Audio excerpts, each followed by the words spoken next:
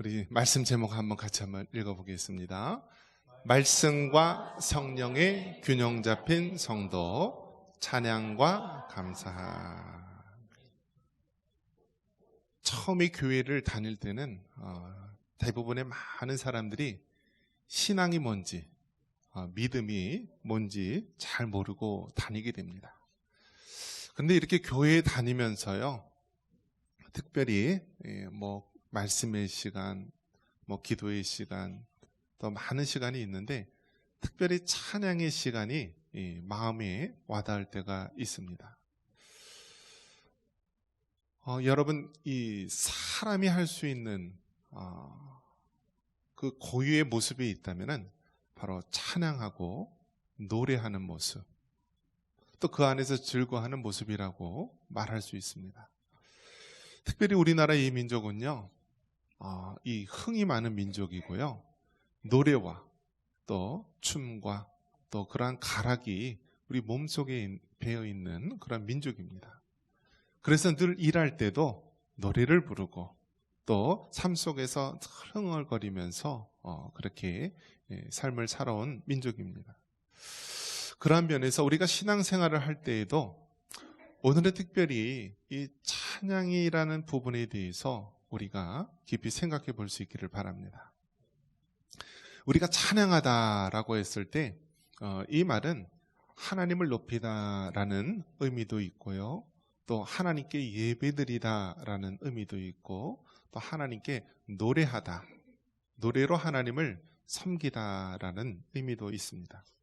그래서 우리가 흔히 찬양 인도자 혹은 예배 인도자라는 말을 같이 사용하기도 합니다. 그런 면에서 여러분, 우리 모든 성도 한 사람 한 사람은요, 하나님 앞에 예배자고요, 하나님 앞에 찬양하는 자임을 믿으시기 바랍니다. 우리 교회가 올해로 68주년이 되는 해입니다. 그래서 여러분, 얼마나 오랜 세월입니까? 우리나라 이 기독교의 역사가 130여 년밖에 되지 않는 이 짧은 역사인데, 그중에 우리 교회가 68주년이 된다라고 하는 것은 그만큼 유구한 역사, 오랜 역사입니다. 나무로 따진다면요, 얼마나 커다란 큰 거목이 되는 단계인지 모릅니다. 그래서 우리 교회 마당에 봐도 이 느티나무가 있는데요, 제가 알기로는 저 느티나무가 한 52년 그 정도 되었고요, 또 저 앞에 서 있는 전나무는 한 55년 정도 되어 있는 나무라고 들었는데요, 그 무거운 세월 속에서 저 나무가 굳건히 이 땅에 뿌리를 내리고 서 있는 것처럼요, 하나님께서 우리 청산교회를 68년 동안 이 분단의 아픔을 안고 있는 연천 땅에 세우셨는데, 그 목적이 무엇일까? 그 이유가 무엇일까? 그것은 바로 이 청산교회를 통하여서 우리 하나님께서 찬양을 받으시고 예배를 받으시기 위함인 줄 믿습니다. 여러분, 우리가 하나님 앞에 찬양할 수 있다는 것, 우리가 하나님 앞에 이렇게 예배 드릴 수 있다는 것, 얼마나 큰 은혜인지 모릅니다. 우리 장로교가 이 땅에, 우리 대한민국 땅에 들어왔을 때요, 가장 중점을 두고 특히 이 북장로교, 미국의 북장로교에서 우리나라 선교를 감당했을 때 특별히 저 북한 땅을 중점으로 해서 복음을 선교를 했다라고 합니다. 그래서 우리나라에 전 세계적으로 이 대부흥 운동이 있었는데요, 1905년 평양 대부흥 운동이 있었던 이 장대영 교회가 있었습니다.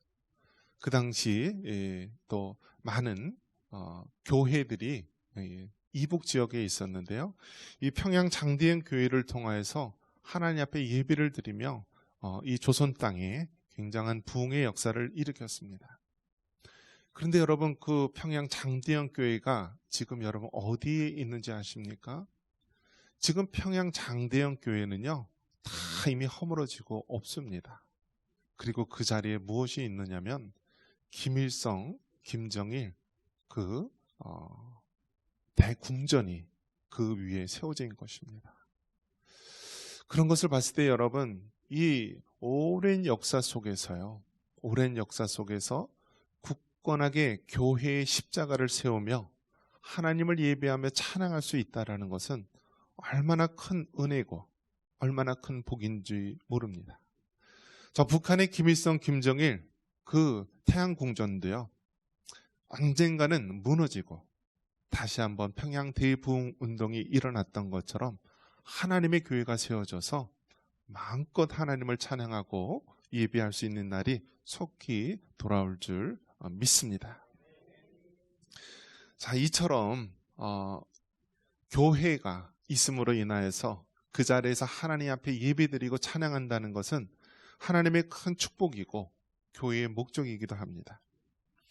그런 면에서 우리 청산교회가 건강한 교회가 되기 원하는데요, 건강한 교회가 되기 위해서는 말씀과 성령의 균형 잡힌 교회가 되어야 합니다. 어느 한쪽으로 치우치면은요, 건강을 잃게 되는 것입니다. 우리 몸이 면역력이 균형을 잘 이루어져야지 그 사람이 건강한 사람이에요. 너무 지나치게 면역력이 높다면은요, 그것이 자기가 자기 몸을 공격하게 된다라고 합니다.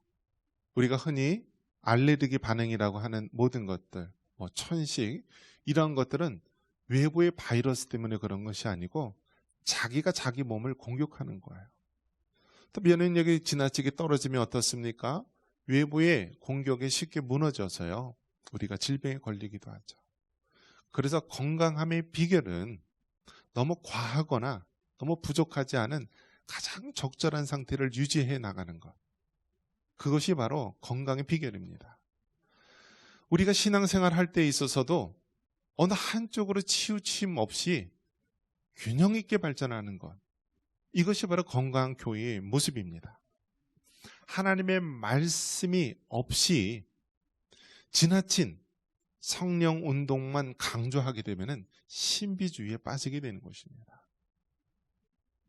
또 반면에 그 성령의 은혜를 우리가 잊고서 말씀만 강조하게 된다면 그것은 무미건조하고 또 율법적인 사람으로만 세워지게 되는 것입니다. 그래서 건강한 교회라고 할 때는 하나님의 말씀을 품고 날마다 하나님의 성령이 부어주시는 그 은혜 속에서 살아가는 성도, 그러한 교회가 되어야 하는 것입니다. 이처럼 말씀과 성령의 균형 잡힌 그러한 삶을 살기 위해서 우리는 어떻게 됩니까? 창조주를 알아야 됩니다. 우리 3절 말씀 같이 한번 읽어보겠습니다. 3절입니다. 여호와가 우리 하나님이신 줄 너희는 알지어다. 그는 우리를 지으시니요 우리는 그의 것이니 그의 백성이요 그의 기르시는 양이로다. 아멘.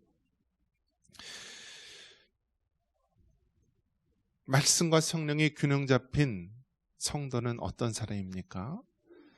바로 창조주 하나님을 아는 삶입니다. 우리나라 과거에는 이 해외로 입양을 보내는 사람들이 많이 있었습니다.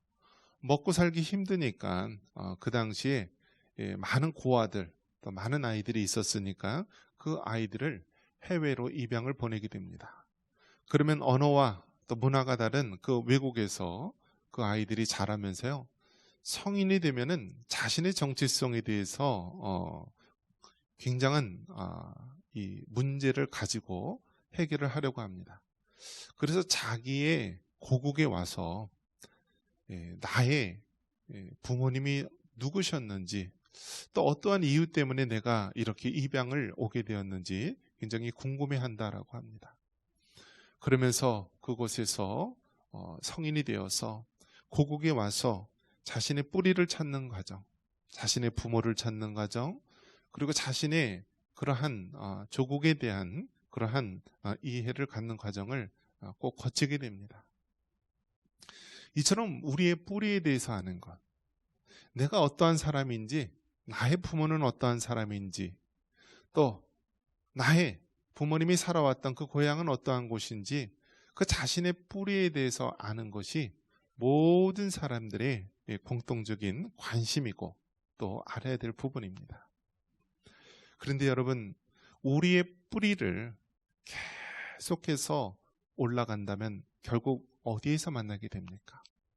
우리의 부모님, 우리의 할아버지, 할머니, 또 증조, 고조 쭉쭉 올라가다 보면은요, 우리의 부모님이 누구인가? 우리를 지으신 분이 누구인가라고 했을 때 최초의 사람 아담과 하와가 나오고 바로 그 아담과 하와를 하나님께서 창조하심을 알게 됩니다. 그런 면에서 여러분, 우리의 출생, 우리의 뿌리, 우리를 만드신 분, 그분이 바로 여호와 하나님이심을 여러분 믿으시기 바랍니다. 비록 우리 육신의 부모님이 나를 버리고 임양을 보냈다 할지라도, 또 내가 정말 원치 않게 이 땅에 태어났다 할지라도요, 모든 것을 태어나게 하시고 생명을 주시고 우리를 살아가게 하시는 분, 우리의 근본이 되고 뿌리가 되시는 분은 바로 여호와 하나님, 창조주 하나님이심을 알아야 되는 것입니다. 그렇기 때문에 여러분, 우리의 뿌리를 알고 우리의 창조주 하나님을 안다면은 우리는 그 하나님을 향하여서 바로 찬양과 경배의 삶을 살아갈 수가 있습니다. 여러분, 모든 사람에게는요, 하나님을 예배할 수 있는 그러한 모습으로 만들었습니다. 그래서 하나님께서 사람을 창조하실 때는 다른 짐승들과 다르게 사람을 창조할 때 하나님의 형상을 따라 사람을 창조하였습니다. 그래서 사람만이 하나님을 예배하고 사람만이 하나님을 찬양하는 존재로 만든 것입니다. 그런데 아담과 하와의 모든 혈육의 후손들은 죄성을 가지게 되고요, 그 하나님을 찬양하고 예배하도록 하나님께서 지으셨는데 그것을 잃고 바로 세상을 예배하고 세상을 노래하는 그러한 죄악으로 흘러들어가게 됩니다. 그렇기 때문에 여러분, 우리가 하나님을 바로 섬기기 원한다면 하나님이 어떠한 분이신지, 바로 우리가 믿는 그 하나님이 하늘과 땅을 지으신 창조주 하나님이시요, 바로 우리 삶의 주권자이신 창조주 하나님이심을 믿으시기 바랍니다. 그래서 여러분, 그 하나님을 바로 알 때 우리는 그 하나님 앞에 찬양으로 섬길 수가 있는 것입니다. 여러분, 하나님이 믿어지십니까? 하나님이 우리 창조주이심을 믿어지십니까? 지금 이 자리에도 하나님의 살아계심이 믿어지십니까? 그렇다면 창세기 1장 1절 말씀도 믿어질 수 있는 것입니다. 성경의 가장 첫 말씀인 창세기 1장 1절에 태초에 하나님이 천지를 창조하시니라. 여러분, 이 첫 구절 창세기 1장 1절이 믿어진다면요, 하나님이 믿어지시는 것입니다. 하나님이 나를 지으신 창조주이심이 믿어지면 그 하나님이 나의 죄를 위해서 십자가에 달려 죽으신 그 예수님이심을 믿어지고요, 그리고 세상 마지막 때에 이 땅을 진리로 심판하실 심판주이심을 믿어지게 되는 것입니다. 그래서 여러분, 하나님을 아시기 바랍니다.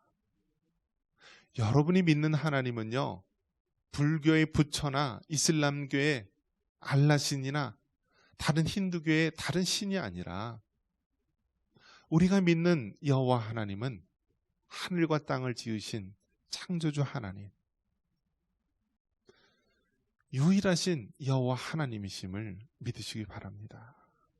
그 하나님을 우리가 바로 알 때 하나님을 찬양할 수 있고요, 하나님 앞에 감사할 수가 있습니다. 다음으로 말씀과 성령의 균형 잡힌 성도는 어떠한 사람입니까? 바로 찬양의 삶을 살아가는 자입니다. 우리 1절 말씀 같이 한번 읽겠습니다.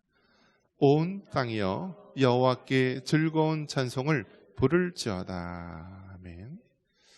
말씀과 성령의 균형 잡힌 성도는요, 하나님을 찬양하는 삶입니다. 여러분, 이 찬양을 한다는 것은요, 우리에게 크나큰 축복입니다. 나의 뿌리, 나를 지으신 분, 창조주 하나님을 알게 되면은 그 하나님을 노래할 수밖에 없고 그 하나님을 찬양할 수밖에 없는 것입니다. 이사야 43장 21절에 이 백성은 내가 나를 위하여 지었나니 나의 찬송을 부리게 하려 함이라고 말씀을 하고 있습니다. 우리 하나님은요, 우리를 창조하신 하나님이신데요, 왜 우리를 창조하셨는가? 바로 우리를 통하여 우리 하나님께서 찬양받기를 원하시기 때문입니다. 왜 하나님께서 이 연천 땅, 이 청산면 궁평리에 지난 68년 동안 비가 오나 눈이 오나 그 어떤 상황 가운데서도 이 교회를 세우시고 인도해 주셨는가? 바로 이 교회를 통하여, 이 교회에 있는 그 성도들을 통하여 우리 하나님께서 찬양을 받으시기 원하기 때문입니다. 그래서 여러분, 정말 그 교회가 건강한 교회인지 아닌지, 그 교회가 정말 하나님이 기뻐하는 교회인지 아닌지 알 수 있는 방법이 무엇입니까? 그 교회가 늘 하나님의 찬양이 흘러 넘쳐야 합니다. 모일 때마다 하나님을 노래하고, 모일 때마다 그 하나님을 예배하고, 모일 때마다 그 하나님을 우리가 경배하는 그러한 교회, 그러한 교회가 하나님이 참으로 기뻐하는 교회입니다.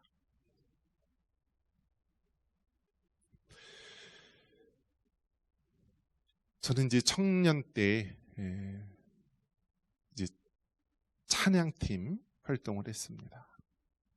그래서 교회에서 찬양을 하는데요. 그 당시 저희 때만 해도 이 경배와 찬양, 이 교회 내에서 이러한 복음성과 또 CCM 그러한 노래들로 찬양하는 일들이 많이 있었습니다. 그래서 여름이 되면은요, 전국에 가면서 이 봉사 활동을 하는데, 특별히 이제 저희가 있는 교회는 이제 굉장히 큰 이제 교회였습니다. 영락교회였는데 한 규모만 그 당시 청년들이 한 1000명, 뭐 대학생들 500명 이상 그렇게 됐던 규모였는데요. 그렇게 여름에 어느 지역에 봉사를 가면은 열차를 여러 칸을 전세를 내서 그렇게 지역을 타깃으로 해서 그렇게 전도를 갔습니다. 그러면 저희가 속한 그 팀은 찬양팀이었어요. 그래서 찬양 집회를 합니다. 그러면은 이제 콘티를 짜가지고요, 여러 가지 찬양 노래를 하면서 사람들과 함께 하나님을 찬양하고, 또 중간에 이 복음, 전도의 메시지를 전하면서 또 결신하고 예수님을 영접하는 시간도 갖게 하면서 그렇게 시간을 가졌습니다. 그래서 청년 때 참으로 많은 봉사를 했는데요. 그 청년 때에 그렇게 찬양 사역을 하면서 이 너무 청년 때에 교회에 많은 시간이 들으니까 대다수가 데이트할 시간도 없어요. 연애할 시간도 없어요. 그런데 하나님께서 은혜를 베풀어 주셔서 그 찬양팀 내에서 하나님께서 커플을 만들어 주시고요. 그리고 지금까지 같이 하나님 사역을 하고 있습니다. 얼마나 감사한지 모릅니다. 저는 원래 그 부끄러움을 많이 타서요, 늘 앞에 나서서 하기가 두려워했었어요. 그런데 하나님께서 저에게 기타 치면서 찬양하는 은혜를 주셔서요, 앞에 나와서 찬양 인도도 하고 또 이렇게 말도 할 수 있는 그런 훈련을 시키셨습니다. 앞에 나와서 이렇게 찬양을 인도하면서 할 때에 그 당시에 이제 지도 목사님 계셨는데 저보고 꼭 목회자 할 사람이라고 얘기하더라고요. 근데 너무나 나는 그런 일에 합당치 않은 것 같아서 할 수 없다라고 생각을 했었는데, 하나님께서 그 찬양이라는 것을 통하여서 앞에 나와서 찬양 인도하고 사람들과 같이 하나님을 높이는 그 사명을 감당하면서 오늘 이 자리에 서서 하나님의 말씀을 전하는 자로 세워주신 것입니다. 여러분, 정말 찬양할 때 하나님께서 놀라운 역사가 이루어질 줄 믿습니다. 우리가 아무것도 할 수 없고 정말 하나님만을 바라보면서 노래할 때 그 이후의 모든 것들은 하나님께서 일하시고 하나님께서 세워주시고 하나님께서 많은 열매를 맺어주게 하는 것입니다. 여러분, 정말 우리 청산교회 하나님이 기뻐하고 원하시는 교회가 되기 원한다면 여러분 정말 교회에 와서 하나님을 뜨겁게 찬양하시기 바랍니다. 아무도 없는 곳이라 할지라도요, 우리 교회는 24시간 365일 본당이 개방되어 있으니까요, 마음껏 하나님을 노래하고 찬양하십시오. 여러분이 예배자가 되고 찬양자가 되어서 그 중심에 하나님을 높일 때 하나님께서 이 땅을 하나님의 영광의 땅으로 바꾸실 줄 믿습니다. 마지막으로 말씀과 성령의 균형 잡힌 성도들, 그 성도들의 삶 속에서는 감사의 열매가 있는 삶입니다. 우리 4절 말씀 같이 한번 읽겠습니다. 4절 말씀입니다. 감사함으로 그 문에 들어가며 찬송함으로 그의 궁정에 들어가서 그에게 감사하며 그의 이름을 송축할지어다. 아멘. 말씀과 성령의 균형 잡힌 성도는 어떤 사람입니까? 그의 삶 속에 감사의 열매가 열리는 삶입니다. 여러분, 이스라엘 백성이 하나님을 예배하는 성전에 들어갈 때요, 그 성전 문이 있습니다. 그 성전 문에 들어가면은요, 그 성전 뜰이 나옵니다. 성전 뜰이 나오고요, 그 앞에 성소와 지성소가 있습니다. 그래서 하나님을 예배하는 곳, 그래서 이스라엘 백성의 광야, 이 떠돌이 생활을 할 때는 움직일 수 있는 성막이었고요, 이스라엘 백성의 가나안 땅, 그 팔레스틴 땅에 정착했을 때는 이제 어떤 건물 형태로 성전을 짓게 됩니다. 근데 그 원리는 똑같습니다. 바로 이 성전 뜰이 있고요, 성전 뜰이 있고 그 안에 성소와 지성소가 있습니다. 그런데 그 성소에 들어갈 때 그 들어가는 문이 있는데요, 그 들어가는 문을 뭐라고 하냐면 오늘 시편 100편 4절 말씀에 보면은 감사함으로 그 문에 들어가며 라고 말씀합니다. 한번 따라해 볼까요? 감사함으로 그의 문에 들어가며. 여러분, 하나님을 예배하기 위해서 그 성소에 들어가는데 그 문에 들어가는 것을 뭐라고 얘기하냐면 감사함으로 그 문에 들어간다라고 얘기합니다. 즉 하나님을 예배할 때 그 첫 단계가 무엇이냐면 감사입니다. 감사. 여러분, 교회에 올 때요, 교회에 올 때 세상에 있는 모든 먼지들 얼마나 많이 있습니까? 죄악의 먼지들이 얼마나 많이 있습니까? 세상에서 얼마나 많은 것들을 시달리고 있습니까? 교회에 오실 때요, 그 세상에 있는 먼지들, 죄악의 먼지들 다 털어버리시고 하나님의 성전에 올 때 감사함으로 그 성전의 문에 들어올 수 있기를 바랍니다. 이처럼 하나님 앞에 감사함으로 그 문에 들어가며 찬송함으로 그 궁정에 들어가서 우리가 하나님을 예배할 수 있도록 하는 것입니다. 데살로니가전서 5장 16절에서 18절에 보면은 항상 기뻐하라, 쉬지 말고 기도하라, 범사에 감사하라. 이것이 그리스도 예수 안에서 너희를 향하신 하나님의 뜻이라고 말씀하고 있습니다. 여러분, 하나님의 뜻이 멀리 있는 것, 뭐 대단한 것이 아니라 우리의 삶 속에서 항상 기뻐하고 쉬지 말고 기도하고 범사에 감사하는 삶입니다. 여러분, 감사함으로 그 문에 들어갔으면요, 결국 우리 삶 속에서 어떠한 열매가 남냐면 감사의 열매가 남아야 되는 것입니다. 그래서 여러분, 감사는요 신앙의 척도이고 감사는 신앙의 바로미터입니다. 우리의 입술에 불평과 원망이 많이 나오면요 그 신앙이 병든 것입니다.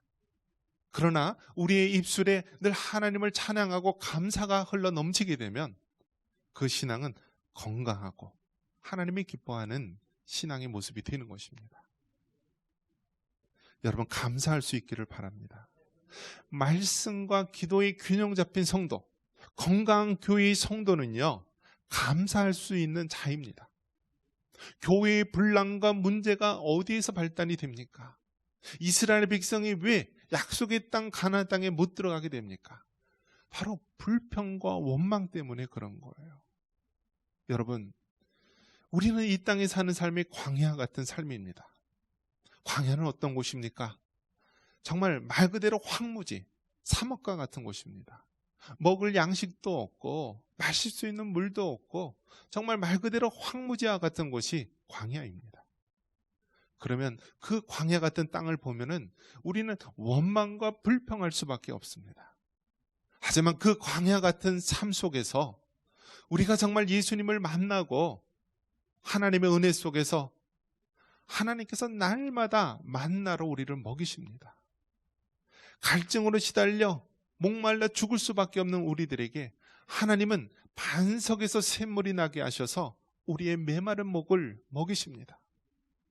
고기가 먹고 싶어서 하나님 앞에 고기가 달라고 할 때에는 하나님께서 정말 메추라기 떼를 통하여서 우리에게 차고 넘치도록 부어주시는 분입니다. 여러분, 사람은 어떻게 마음 먹고 사느냐에 따라 달라집니다. 불평과 원망이 가득한 그 순간에는 지옥과 같은 곳으로 변하게 되고 모두 광야에서 다 쓰러져 죽게 됩니다. 반면에 그 고난의 바다 속에서 은혜의 하나님을 만나고 하나님의 그 주심을 감사함으로 받고 살아가는 자에게는 하나님께서는 큰 축복을 주시는 것입니다. 여러분, 감사할 수 있기를 바랍니다. 이것이 말씀과 신앙의 균형 잡힌 성도, 건강한 교회의 모습입니다. 우리 청산교회가 잘 되기 위해서는요, 정말 우리 입술에 감사가 터져 나와야 됩니다. 말씀을 정리합니다. 여러분, 하나님께서는 지금 시간에도 하나님을 찬양하는 자, 하나님을 예배하는 자를 찾으십니다. 하나님께서 그 기나긴 68년 동안 분단의 땅을 안고 있는 이 연천 땅에 아무것도 없는 이 황무지 언덕에 교회를 세우시고 지금까지 인도해 주셨습니다. 그 하나님께서는 정말 지금도 찬양을 받으시고 우리의 예배를 받으시고 또 앞으로도 영원토록 이 교회를 통하여 하나님께 영광 돌리기를 원하십니다. 여러분, 하나님을 알아가시고 알아가면 알아갈수록 더 그 하나님을 찬양할 수 있기를 바랍니다. 우리의 불평이 변하여 감사할 수 있는 삶을 살기 원합니다. 이러한 은혜가 있기를 주님의 이름으로 축원합니다.